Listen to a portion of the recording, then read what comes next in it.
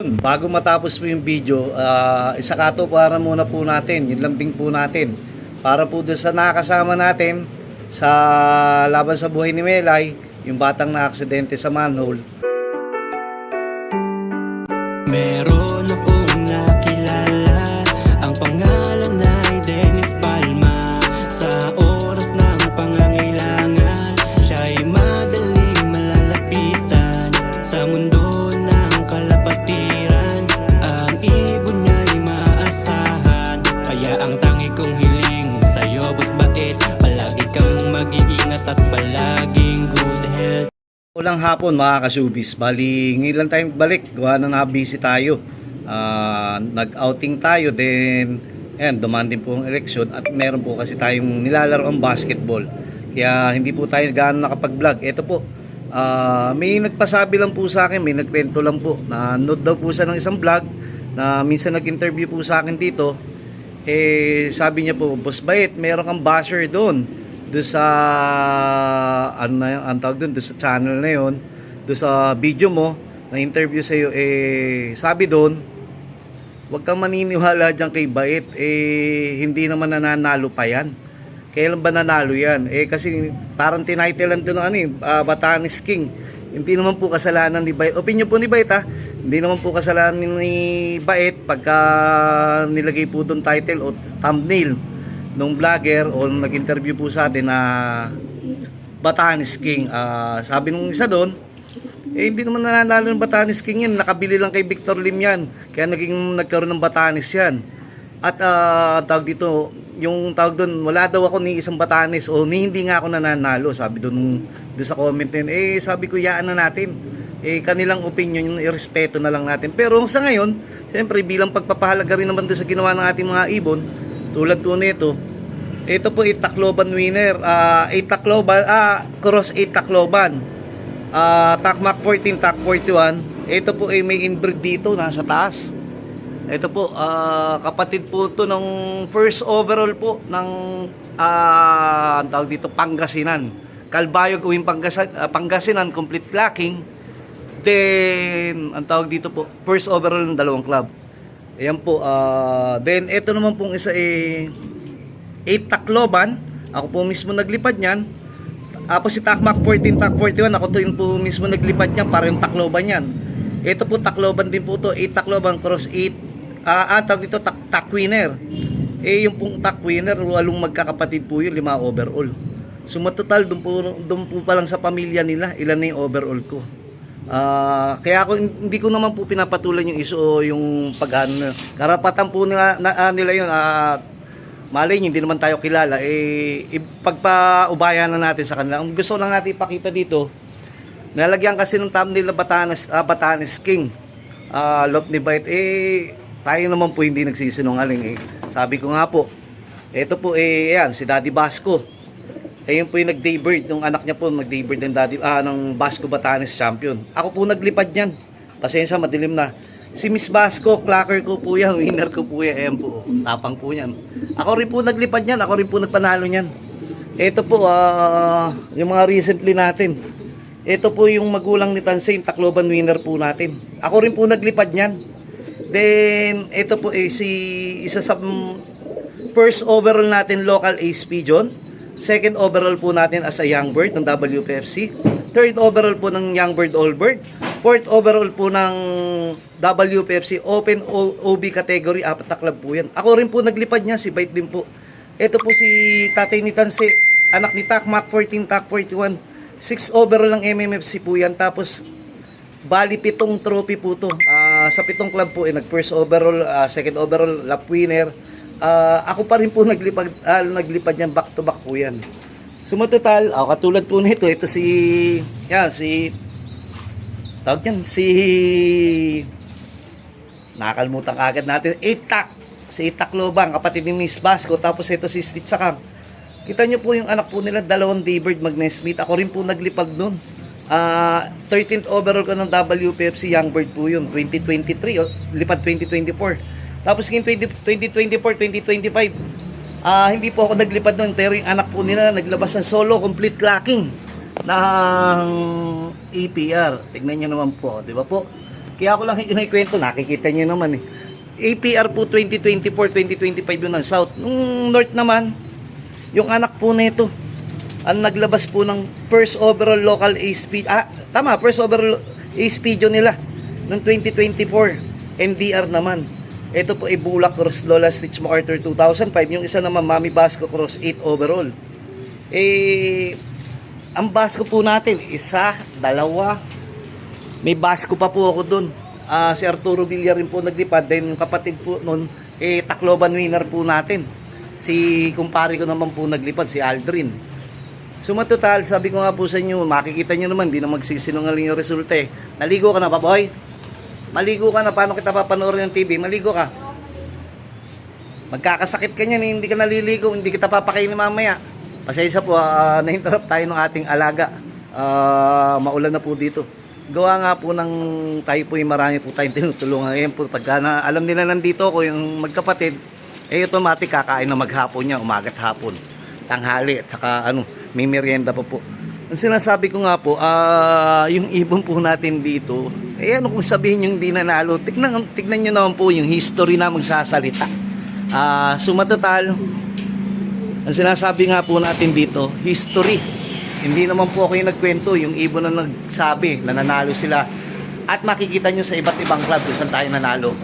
Kaya katulad po yung Basco Batanes po natin, nagpa-Basco din po yan. Nandun, pupuntahan natin doon. Yung anak po nung kapatid ng Basco, nagpa-Basco Batanes din yan sa tawag dito. Sa bata, 10 taon. Dugumbait yan.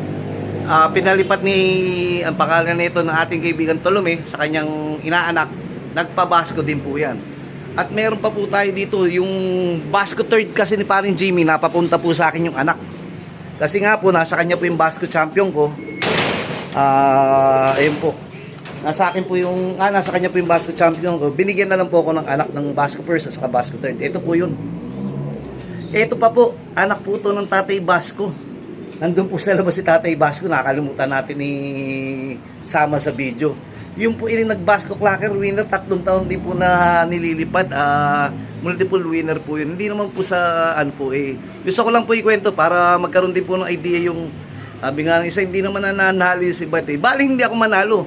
Tignan nyo naman po, linggo-linggo, ilan na natutulungan natin. Gawa ng ating mga ibon. Doon pa lang nanalo na tayo.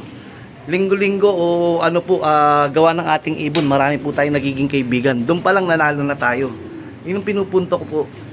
Hindi ko naman kailangan makipag-compete sa inyo ng kung ano-ano pa po. Ang kailangan po ni Bait mag-enjoy. Tulad nyo, kailangan din po kayo mag-enjoy. Yun po, ito lang po yung mga simpleng, kapatid po ng winner din po natin to. Ito, Victor Lim, Inbreed, at saka Stitch. Nga pala, yung sa Basco pa rin pala. Naglabas po ng muntik mag-solo Tacloban yung kay JB Sarip at MacArthur. 2023, lipad 2024, ARCPI at ewan ko kung saan niya pa nilipad yung MacArthur niya. Basta sumatotal, sabi ko nga po, tayo naman po taon-taon naman siguro nakipag-compete tayo na maayos at nakakalaban tayo hanggang duluhan. Yun, nandito po sa dalawang taon, parehong overall ko po yan. Si Macjo, 2K winner, overall ko ng MMFC po yan. Then yung kabila naman po, katbalogan ko ng MMFC 2024. Then ito, 21 overall ko po. Hindi na po natin madilim na. 21 overall ko po, MMFC 2K winner. Then yung nakapares po niya, ano po ba yung yun nga, solo Kalbayog. Ang tawag dito, first overall ng Kalbayog. Madilim na po. Mamaya po natin tuloy. Pero ako po nagpapasalamat po sa po ng video. At saka yung nagbalita. Sabi ko nga, yan na po natin sila. Maganda nga po yung ganyan mayroong napapag-usapan. Hindi naman nananalo si Bait. Tapos meron pa po itong comment na lagi naman may sakit yung ibon niyan, hindi nananalo. Tapos hindi naman marunong yan. Dapat makinig po tayo doon sa mga nananalo. Kay ganito, kay ganyan. Hindi naman po kayo pinagbabawalan ni Bait. Bagtos, sinasabi nga ni Bait kung kada may maririnig kayo maganda sa bawat isa, kahit hindi man sikat, kung may maganda po sa pandinig nyo, damputin nyo. Pag may pangit po, wag po. Pasok sa kabilang tenga, labas sa kabilang tenga. Tayo naman po maging masaya tayo doon sa mga nananalo. Kaya katulad po si Lolo Crack 52, tignan yung tanda na po, no po. Ayan po, marami na rin nilabas na overall din po dito yan. Sabi ko nga po sa inyo, kung kulang po maghapon, magdamag po natin kung magkikintuhan tayo ng history. Kasi po, hindi lang naman po ako naglipad ng mga ibon ko eh. Ultimo dyan sa PHA, marami po tayong kaibigan dyan na nabigyan ng ibon. Nag-multiple winner at back-to-back overall. Mga dugong bait po yan. Kaya okay lang po. Wala lang tayong problema sa mga comment na ganun. Dahil maganda rin po yan. Kasi ibig sabihin po, pinapanood po yung video nyo. Pinapanood po yung channel nyo. O inaantabayanan din po kayo. Tayo naman po, sabi ko nga po dito sa pag-iibon, napakahirap na itong pag-vlog. Kasi siyempre, hindi naman tayo magaling. Sabi nga, sa pag-iibon, walang magaling. Dumadating po yung time dito, minsan ka lang magkamali. Inihintay ka nila magkamali o hinihintay ka nilang makagawa ng pagkakamali o hindi mo sinasadyang pagkakamali, gusto nila mapag-usapan ka. Pero ako po, sabi ko nga po, masaya po ako, opinion nyo po yan, i-respeto ko po yan. Nagkataon lang po siguro, hindi nyo kilala si Bayet, kayo po iniimbitahan ko dito sa akin loop, magkwentuhan po tayo, ipagluluto ko po kayo at magiinom po tayo ng kahit konti. Mamaya po natin tuloy, maulan na, baka hindi po tayo magkaintindihan. Sige po. What's up mga ka-showbiz? Yun o! Salamat! Bago matapos po yung video, isakato para muna po natin, yung lambing po natin. Para po doon sa nakakasama natin sa laban sa buhay ni Melay, yung batang na aksidente sa manhole. Bali, yung mga nagpadala po, ibibigyan po natin ng tsansa. Mapa piso yan, mapa 20, mapa 2,000, mapa 1,000, o kung magkano man po yan. Si Mang Lloyd po ang papipiliin ko. Nag-PM na po ako. Kaya ako po kasing ako ang pipili. Kasi pag ako po ang pipili, baka mamaya mapili ko, yung kaibigan ko pa o ano po mas maganda na yung tsambahan na lang kung sino yung mapili ni Mang Lloyd na sumuporta at tumulong sa ating tinulungang bata, di po siya mapili, di maging masaya po tayo na meron po tayong mababahagian na isang young bird. Bali, gagawin po natin, ito po, nag-PM po kanina kay Mang Lloyd. Ano ba nangyari dito? Nag-PM po kay Mang Lloyd. Ito po yung conversation namin. Kita ba dito? Paano ba? Ayun. Mang Lloyd, bahala ka na mamili sa mga nagpadala ng tulong para kay Melay nung nakaraan. Yung mapipili mo, yun ang bibigyan natin isang young bird. Okay, sige po, boss. Tumawag. May napili na ako, boss. Si Chris Alejo. Ayan, happy ko, maraming salamat. Pasensya sa balat. Walang anuman daw. Akala ko walang inuman eh. Yun po, ang pangako ko po dugong basko. Total, yung topic naman natin dito dugong basko. Pero bago po natin naging topic yan, talagang pinangako na kagad natin na yung ilalambing natin ay mga dugong basko natin. Kasi nga, sabi ko nga po, isa po tayo sa pinalad na maraming pabasko. Doon sa nauna nating kwento, hindi pa natin na ikwento ito, katulad dito. Hindi pa po natin na ikwento yung Pip Basco ng 2015. Bali, pinsan po nito yung Pip Basco. Ay, hindi, pamangkin niya. Dahil sa nanay side, yung Oscar, tawag dito, yung Bambunderin, 6 times Barcelona, dyan po nang galing yun. Yung lahi po na, lahi ng Pip Basco ng 2015, yan po. Ito naman po, ito pa, hindi pa rin natin naikwento. Ito po si Philippines, nagkanak po ito ng Tatay Basco. 3 years po nilaban. Basco Clocker, nandun po si Tatay Basco, nandun po sa baba, medyo madilim na lang. Yun nga po, congrats sa Chris Alejo. Ito naman po, napakabuting tao nito dahil parang ilang beses na rin nakakasama ni ba ito na tawag dito, na sumama sa mga laban sa buhay ng ating mga tinutulungan. Napakahusay din tumulong, ibig sabihin, pusong bandido rin. Sabi ko nga sa inyo, tayo lambingan lang, suportahan lang. Katulad nga yung isa, meron nang ulit o nagbiro na, Boss Bayet, makikipiesta ako sa inyo sa linggo ha. Makikikain. Sabi ko kung kukulitin mo akong ganyan, bibiruin mo ako ng ganyan, bibiruin din kita. Sige, pumunta ka. Pagpunta mo, bibigyan pa kita ng isang young bird. Bali, 2 po yung lalambingin natin nung araw na yun. Pakuha natin kay Chris Aleo ng Sunday. Nandun po sa loob yung maulan po, pagpasensya nyo, maulan na po kasi kaya hindi na ako makapasok doon Basta pangako ko po, isang young bird sa Sunday, kunin nyo po. Kahapon si Edwin, na kaibigan natin Cavite, kumuha naman ng isang libre pasok-sok lambing ni Bait. Sa Sunday naman po, isama na po natin yung isang John X Lop, X John Lop o something na hindi pa po natin nakakaharap. Nilambing po tayong baka pwede mag-lop visit. Sige po, at bibigyan ko kayo ng isang young bird, makikikain daw. Biro po ni Bait yan, hindi po nagbibiro, hindi biro. Ibig sabihin, totohanin po. Kayo po, kung nagbibiro po kayo, wag na totohanin yung pagpunta nyo para magkaroon po kayo ng isang young bird at makapagkwentuhan po tayo at makakilala ko po kayo. Malay nyo, magkatulungan po tayo sa mga darating pang mga panahon.